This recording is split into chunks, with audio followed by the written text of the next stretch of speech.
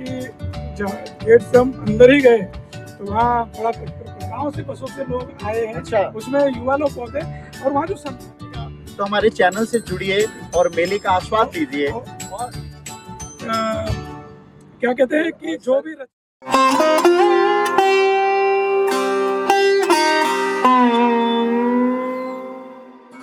नमस्कार साथियों, आप सभी का अपनी लोकशाला में मैं स्वागत करता हूं। आप सभी का हार्दिक अभिनंदन। और आज हमारे बीच इस लोकशाला में हमारे बड़े भाई डॉक्टर लखेश्वर चंद्रवंशी सर मौजूद हैं और हम एक विशेष प्रसंग लेकर आए हैं। मध्य भारत का सबसे बड़ा कृषक मेला कहा जाने वाला हमारे नागपुर यूनिवर्सिटी के ग्राउंड पे उसे स्थापित कर दिया गया है।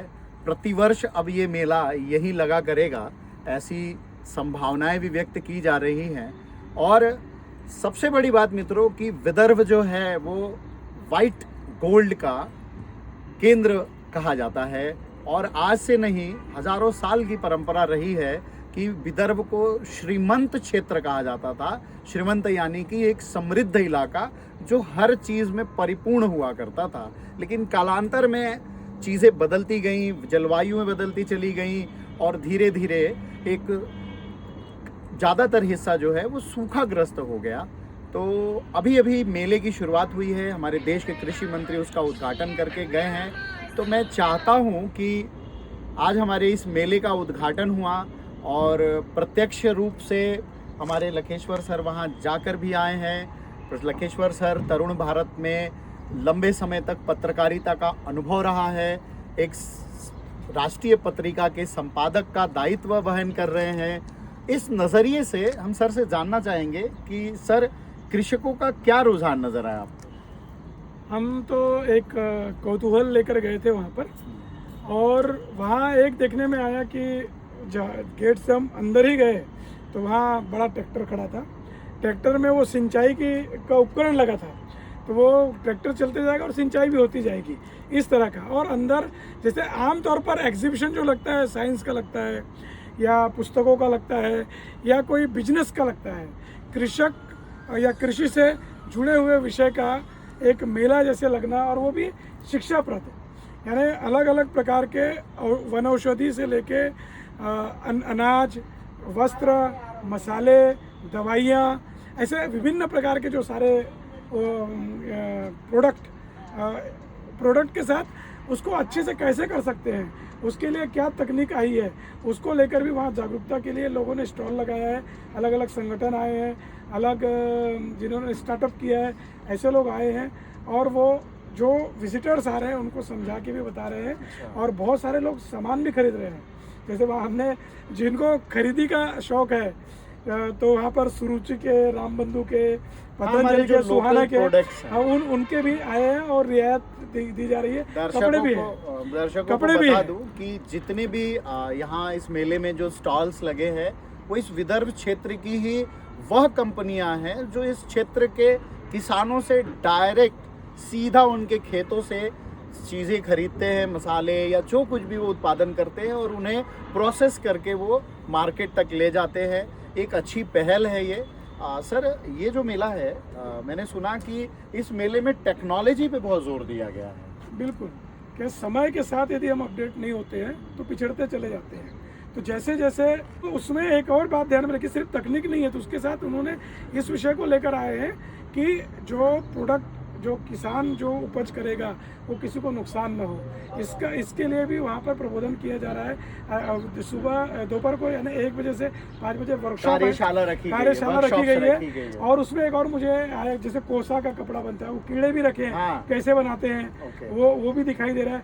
उसमें एक और मुझे लगा कि सीताफल का पौध, जो अच्छा बड़ा बड़ा जो सीताफल होता है उसका वृक्ष बनाकर जिसको बेचना चाहिए, ऐसे बड़े बड़े पौध भी वहाँ पर लगे। वो देख के इच्छा हुई कि अपने पास भी कोई ज़मीन होती। हाँ। तो अपन उसको ले जाते हैं और उसको लगाते हैं ऐसा। सर एक और बात मैं जानना चाहूँगा कि चूँकि ये मेला अब विद्यापीठ से जोड़ दिया गया है और मुझे लगता है ये बहुत अच्छी पहल है कि कृषक जीवन, क्योंकि विद्यापीठ में पढ़ने आने वाला जो विद्यार्थी होता है ज़्यादातर 90% विद्यार्थी ऐसे ही होते हैं जो कृषक पृष्ठभूमि से होते हैं, कृषक परिवारों से होते हैं। तो मेले को लेकर विद्यार्थियों में क्या रुझान नजर आया? इसमें आपने अच्छा मुद्दा उठाया। इसमें एक और अच्छी बात है कि वहाँ जो विद्यार्थी, हम बोल रहे हैं कि विद्यार्थी जाते हैं, तो विद्यार्थी तो जा रहे हैं, और विशेषकर गांव से बसों से लोग आए हैं। अच्छा। उसमें युवा लोग बहुत हैं, और वहाँ जो समझाने वाले लोग हैं ना, हाँ। वो बुजुर्ग नहीं है ज़्यादा। अच्छा, वो सारे युवा हैं, युवा और वॉलंटियर। युवा वॉलंटियर्स, क्योंकि तकनीक बताना है तो युवाओं को बताना है। मुझे लगता है कि यहाँ विद्यार्थी यदि वहाँ जाएंगे तो वो जो युवा समझा रहे हैं, युवा युवतियाँ, ये लोग जो समझा रहे हैं, उससे एक ध्यान में आता है कि इस क्षेत्र में भी युवाओं को समृद्ध किया जाना चाहिए। आज का समय यह है कि साग सब्जी की दुकान में जाएंगे तो युवाओं को पता नहीं रहता है ये कौन सी भाजी है।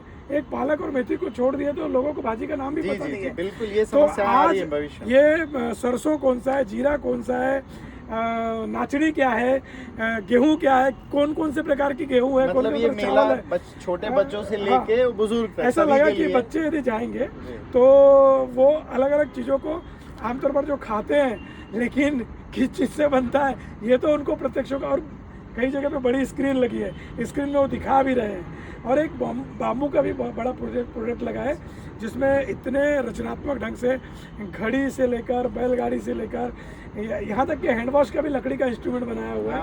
वो देखने जैसा है कि हमारे यहाँ जो भी क्या कहते हैं कि जो भी रचनात्मक हो रहा है गाँव में, और लोग इनोवेशन कर रहे हैं, नवोन्मेष कर रहे हैं, उससे अपने को प्रेरणा मिल सकती है। साथियों, मैं अपने लोकशाला के जितने भी दर्शक हैं, मैं उनसे अनुरोध करूंगा और उन सारी साथी किसानों से अनुरोध करूंगा कि जो ये उद्योजक मेला है, इस मेले के साथ जुड़े, हमारे चैनल के साथ जुड़े। अगर आप लोकल हैं, विदर्भ क्षेत्र से हैं, नागपुर के आसपास के हैं, तो आप स्वयं आ सकते हैं मेले तक।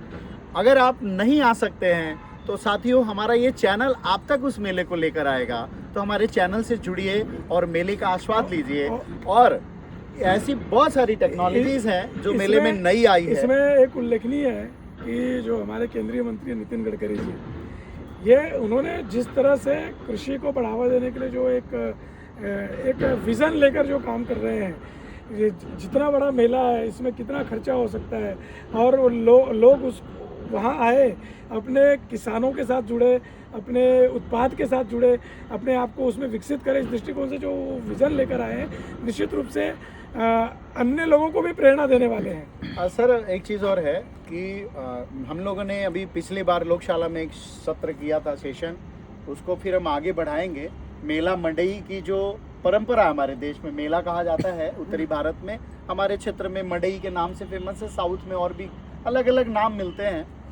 नितिन जी ने उसी कॉन्सेप्ट को पिछले 10 साल से वो चला रहे हैं, अलग अलग रूप में। खासदार उत्सव महोत्सव, कृषक महोत्सव, अभी साथियों कल से एक नागपुर बुक फेस्टिवल भी शुरू होने जा रहा है हमारे नागपुर में, और ये भारत का सबसे बड़ा बुक फेस्टिवल है। NBT नेशनल बुक ट्रस्ट और 0 माइल यूथ फाउंडेशन, उसके साथ बहुत सारे नॉलेज पार्टनर्स हैं, जिसमें राजसंग तुडोजी महाराज नागपुर विश्वविद्यालय है, वर्धा की जो महात्मा गांधी अंतर्राष्ट्रीय विश्वविद्यालय है, और तमाम जो IIM यूनिवर्सिटीज़ हैं, IITs हैं, जो IIITs हैं, जितने भी एकेडमिक क्षेत्र के जो बड़े बड़े स्कूल्स और विश्वविद्यालय हैं, वो भी जुड़े हैं हमारे नागपुर फेस्टिवल से। तो साथियों, दोनों मेलों का आप आस्वाद ले सकते हैं। अगर आप हम तक आ नहीं सकते हैं तो हम आप तक पहुंच जाएंगे। बहुत बहुत साधुवाद मित्रों आप सभी का हमें सुनने के लिए, और हमारे इस चैनल को सब्सक्राइब ज़रूर करें ताकि हम आप तक ऐसे ही बहुत सारी तमाम जानकारियाँ लेकर सीधे पहुंच पाएँ। धन्यवाद।